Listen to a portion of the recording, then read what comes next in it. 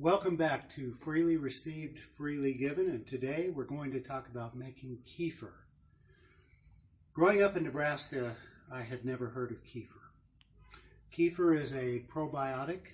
Probiotic means it has healthy bacteria as opposed to bad bacteria that you need antibiotics for.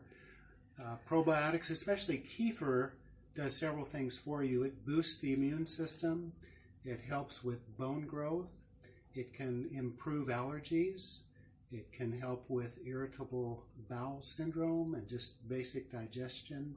It can be a cancer preventative or a factor in the prevention of cancer and help with skin disease or just healthy skin. So let's talk about how you do it. Rather than going out and buying probiotic pills, it's much better to make your own.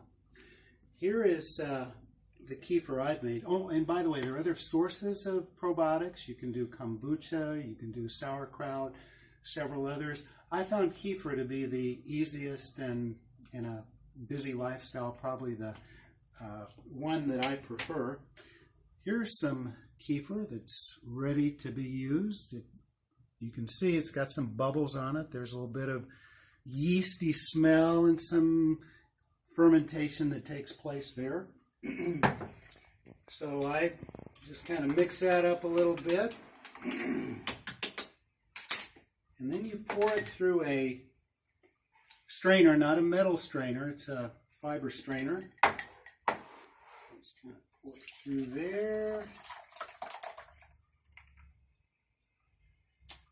Then you'll want to take a spatula and just kind of gently rub through there to help the,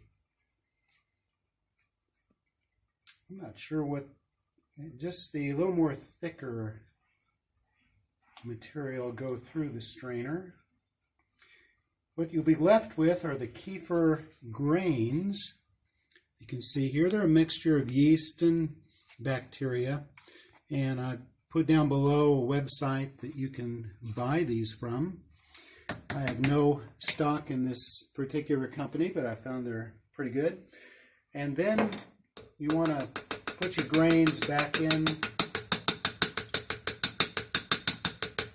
And I usually do that for quite a while because I find there are little bitty kefir grains in there that if you don't knock them out, they'll die and you'll lose them. But for now, for the sake of the video, we'll just move on. This is the soy milk we made earlier. This is the okara that's left over that you can use to enhance your bread, make meatless meatballs. And so, oh, and by the way, there are a couple of different opinions out there about what to do with the kefir grains. Some people will rinse them with distilled water and clean them up and clean the inside of this up. Other people just keep reusing them, knowing that there are already some good things in there that'll give you a little more bang for your buck the next time you make kefir. As you can see, I'm more of a leave them in there. My wife is more of a wash them out, and occasionally she will prevail. But today she hasn't prevailed, so I'll just pour this soy milk in here. Kind of get the residue back down inside. Cap it up. This is not a tight cap. You want there to be airflow, and so just put that on there. And 24 hours later, it'll be ready to be harvested again. I might mention that a lot of people use dairy to make their kefir with. I use non-dairy just because, from what I've read, it's healthier in many respects. Non-dairy kefir is sometimes called water kefir. But as long as the thing you're using has some sugars in it, then the kefir can go ahead and utilize it. So now we've got our kefir here, and what do we do with it? Well, some people just drink it this way. I like it that way. But we can also enhance it, both in terms of nutrients and taste. So I'm going to put about 500 grams of it, milliliters in here.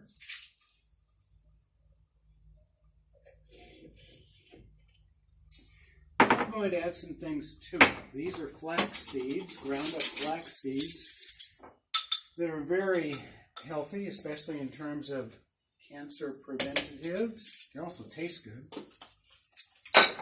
Here's some turmeric. Well, that was a tablespoon of flax seeds. I'm going to put a 1/4 teaspoon. You don't need much of this, of turmeric in here, and it won't taste like curry, but this is the flavor that's in curry.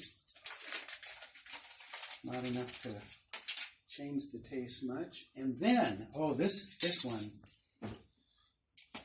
this is incredible.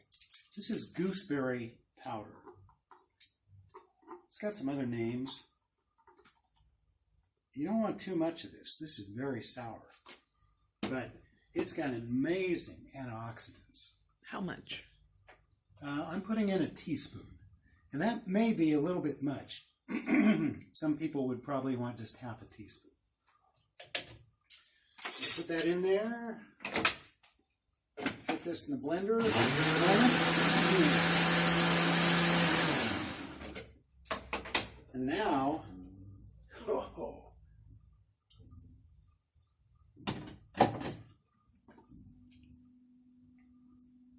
we have something that most people would not appreciate. I like the taste, but my wife won't drink this, even though it's good for her, and she needs it every day. So what we're going to do to make it a little more nutritious and tasty is take some frozen bananas,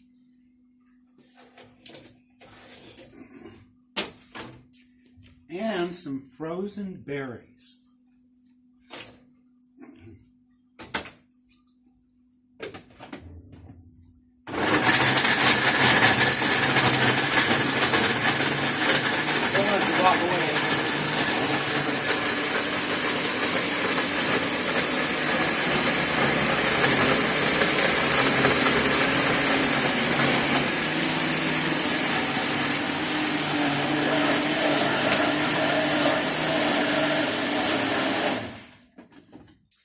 Now we have a smoothie.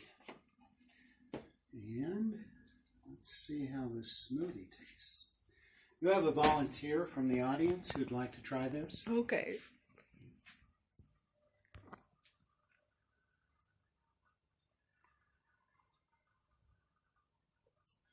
Better. Tolerable, huh? Yes, this is good. Packs a lot of bang for your buck. So that's probiotics, and I think kefir is one of the best ways, easiest way to get some probiotics. However, as we finish this talk about probiotics, you also need to know about prebiotics. Prebiotics are things you need in your gut before the probiotics can really do their job. Prebiotics could be thought of as the fertilizer or the soil of your intestinal system. It kind of coats the inside of your various organs as they move through your body. And if you don't have a good prebiotic base, the probiotics simply flush through and you don't absorb all that good bacteria that's in here. So, what are prebiotics?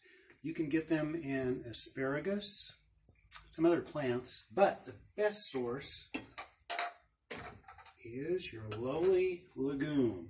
So soybeans here, lentils, chickpeas, pinto beans, all kinds of beans.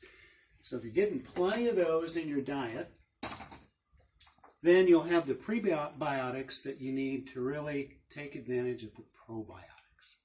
So with that, I hope this has been helpful and hope that you can begin to enjoy your own probiotics on a daily basis.